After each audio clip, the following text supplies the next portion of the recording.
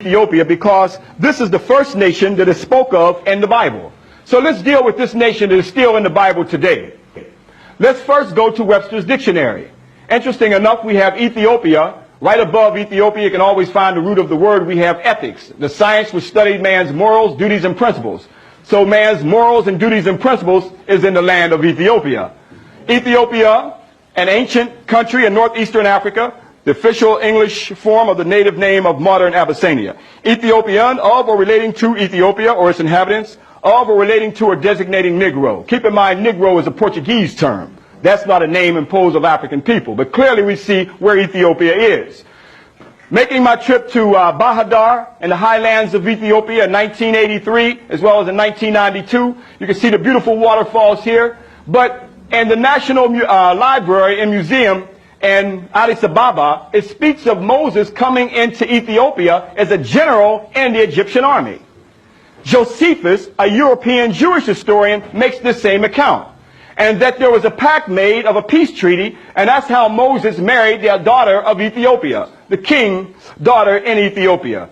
So if he had a Mosaic creation, you could see where he got his Garden of Eden concept from, right out of Ethiopia.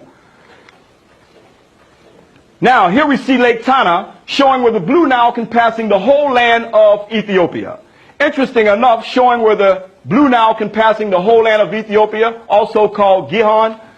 That's the same river that's spoke of in the Bible. In Genesis chapter 2, and a river went out of Eden to water the garden, and from thence it was parted and became into four heads. The name of the first is Pison. That is it which encompasses the whole land of Havilah. Havilah is one of the sons of Cush. Cush, we know, is Ethiopia. Goes on in the 12th verse, and the gold of that land is good. There is bdellium and the onyx stone. 13th verse, and the name of the second river is Gihon, the same as it that encompasses the whole land of what?